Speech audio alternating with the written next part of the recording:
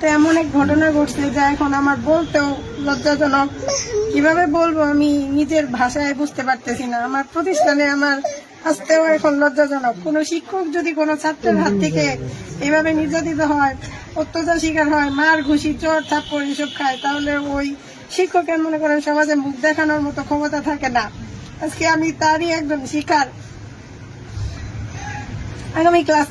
আগামীকালকে একটা এমন ঘটনা ঘটছিল, গতকালকে সেই ছেলেটা আমার কাছে পড়তো, আরো 3 জন আমার সাথে একসাথে পড়তো।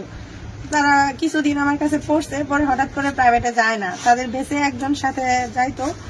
সে হঠাৎ করে বৃষ্টির দিন একদিন আমার কাছে গেছে, যে বলতেছে ম্যাডাম প্রাইভেট পড়বো, আসছি আমি। পরে আমি বললাম যে আর বাকি 2 জন আছে, ওই বাকি 2 জন কোথায়, ওই 2 জনকে নিয়ে আসো। ওই বাকি 2 জন ছাড়া তো এইভাবে পড়ানো যায় না, অনেক কষ্ট হয়ে যায় একা একা পড়াইতে।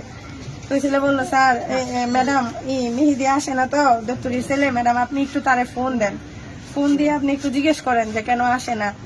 পরে আমি বললাম যে আচ্ছা ঠিক আছে দাও, আমি ফোন দিছি। ফোন দিয়ে বললাম এইভাবে যে আসো না, সায়েন্সের পড়া তোমরা তো পারবা না, একদিন স্কুলে আসো, 7 দিন স্কুলে আসো না, কিভাবে পড়বা?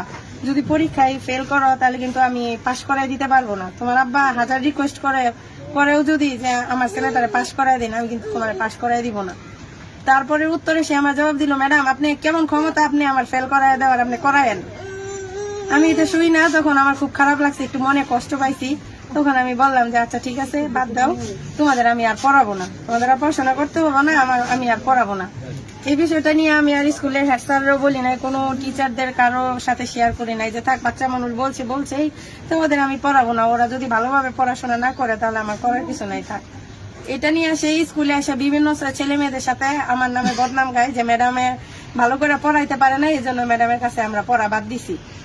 তো এই যাদের কাছে বলছে সেই ছেলেমেয়েরা আমার মাঠে আইসা অনেকগুলো আমার বলছে, তখন আমার খারাপ লাগছে। তখন আমি ছেলেটারে ডাক দিয়া যে মেহেদি শোনো, তুমি আমাকে এইসব কথা বলো কেন? একটা ম্যাডামের কাছে তোমার পড়তে নাই ভালো লাগতে পারে, পড়বা না, ভালো কথা, পড়াশোনা করবা না, তাই বলে তুমি ম্যাডামের নামে এইসব বাজে বাজে কথা বদনাম করবা, এগুলো তো ঠিক না।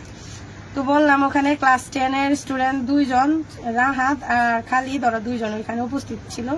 তারা তার কথাটা শুই না, মানে রাহাত আর খালিদ তার চাচাতো ভাই, বাস স্ট্যান্ডের, আমি চিনিও না তাদের কাছে শেয়ার করছে যে আমাদের ক্লাসের ছোট ভাইরা যদি এরকম করে তাহলে কেমনে, আমাদের কথাও তো শুনে না, স্কুলের স্যার ম্যাডামদের সাথেও বেয়াদবি করে। তারপর জুবাইর নাকি জানি নাম, ওই ছেলেটা আইসা স্কুলে ওই মেহেদিকে ডাইকা নেয়, ক্লাস থেকে ডাইকা নিয়ে তাকে অনেক কিছু নাকি বলে, যে আমরা জীবনেও স্যারদের সাথে এভাবে করি না, বিগত কত বছর হয়েছে আমরা রাস্তা দিয়ে সাইকেল চালায় যখন আমরা স্কুলে যখন গেছি, স্যারদের সামনে পাইছি, আমরা সাইকেল থেকে নাইমা সালাম দিয়ে হাইটে আমরা গেছি, এতটুকু সম্মান করছি, আর তোমরা স্যার ম্যাডামদের সম্মান করো না, বড় ক্লাসে সিনিয়রদের ছেলেদের মানো না।